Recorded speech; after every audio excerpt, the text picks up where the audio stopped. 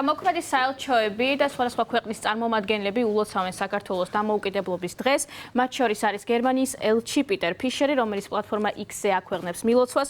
ვილოცავთ ჩვენს ქართველ მეგობრებს დამოუკიდებლობის დღეს. ქართველები ყოველთვის დაუღალავად შრომობდნენ დამოუკიდებლობის, თავისუფლებისა და დემოკრატიისთვის თავიანთ ქვეყანაში. ჩვენ პატივს ვცემთ და აღფრთოვანებულები ვართ ამ ურყევი ერთგულებით. გერმანია და ევროპა თქვენს გვერდით დგას. გაგიმარჯოს საქართველო. წერს პიტერ ფიშერი პლატფორმა X-ზე, ასევე შვედეთის საელჩოც აქვეყნებს მილოცვას. ძვირფასო ქართველებო, გულთბილად გილოცავ დამოუკიდებლობის დღეს. შვედეთი რჩება საქართველოს დამოუკიდებლობის, სუვერენიტეტისა და ტერიტორიული მთლიანობის მტკიცე მხარდამჭერი. ჩვენ კვლავაც მტკიცედ ვდგავართ ქართული ხალხისა და მათი ევროპული მისწრაფებების გვერდით. ასევე ალარ კარისი, ესტონეთის პრეზიდენტი, რომელიც მილოცვას აქვეყნებს, ასევე სოციალურ ქსელში, საქართველოს დამოუკიდებლობის დღის წინ ყველაზე გულთბილ სურვილებს გუგზავნი ქართველ ხალხს, თავისუფლების მოყვარულ ქართველებს. დამოუკიდებლობის დღე პატივს მიაგებს იმ გამბედაობას, რაც სჭირდება თავისუფლების არჩევასა და დაცვას. ერთხელ მოპოვებული თავისუფლება უნდა იყოს დაცული. და ყოველთვის გქონოდეთ ძალა ამის გასაკეთებლად. წერს ესტონეთის პრეზიდენტი, ასევე ლატვიის პრეზიდენტი ედგარ რინკევიჩი. ვილოცავ ქართველ ხალხს დამოუკიდებლობის დღეს. თავისუფლება და დემოკრატია ფასდაუდებელია და მათი დაცვა ყოველთვის აუცილებელია.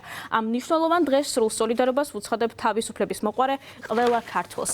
აღნიშნავს ლატვიის პრეზიდენტი, პლატფორმა X-ზე აქვეყნებს ის მილოცვას, ასევე საფრანგეთის ელჩი შერას გასრი 1918 წლის 26 მაისს საქართველომ გამოაცხადა დამოუკიდებლობა რუსეთის იმპერიისგან და მას შემდეგ იბრძვის თავისუფლებისთვის. დღეს საფრანგეთი მხარს უჭერს საქართველოს სუვერენიტეტსა და ტერიტორიულ მთლიანობას, ჩვენ მხარს ვუჭერთ ქართულ ხალხს ევროპულ და დემოკრატიულ მისწრაფებებში.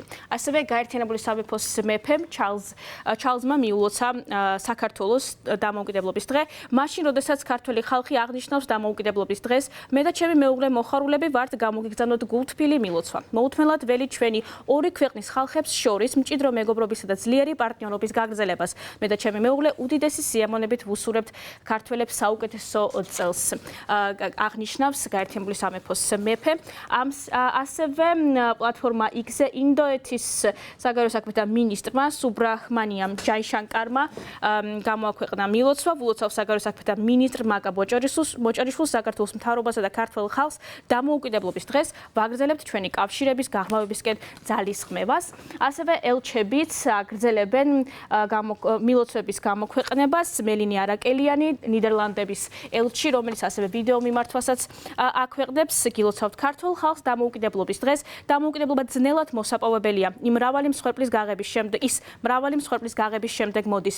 დღემდე ქართველი ხალხი აგრძელებს თავისუფლების დაცვას. ნიდერლანდები დამოუკიდებლობის მოპოვების დღიდან საქართველოს სანდო პარტნიორი და მეგობარია. ჩვენ ერთგულნი ვრჩებით საქართველოს სუვერენიტეტისა და ტერიტორიული მთლიანობის, მათ შორის ევროკავშირის სადამკვირვებლო მისიაში ჩვენი ურყევი მონაწილეობის მეშვეობით. ჩვენ თქვენს გვერდით ვართ და ვიქნებით გაუმარჯოს საქართველოს.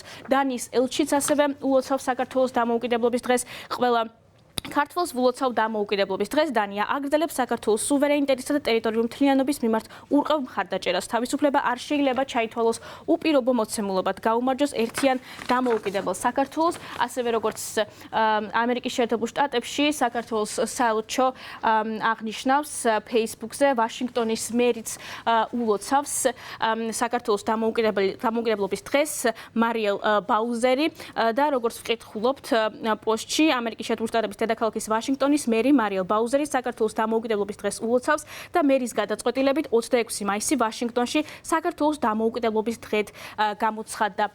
და რაც შეეხება სხვადასხვა ღირსშესანიშნაობებს, როგორც დიპლომატიური მისიები აქვეყნებენ ფოტოებს მსოფლიოს სხვადასხვა ქვეყანაში, ქალაქში, კულტურული მემკვიდრეობის ძეგლები და ასევე ღირსშესანიშნაობები განათდა საქართველოს ფერებით, მათ შორის თურქეთში, როგორც სტამბოლში, ასევე ანკარაში, ხორვატიაში, ქალაქ ზაგრებში, ასევე კვიპროსზე და გავრცელდა ფოტოები ასევე ინდოეთიდან და ბაქოდან.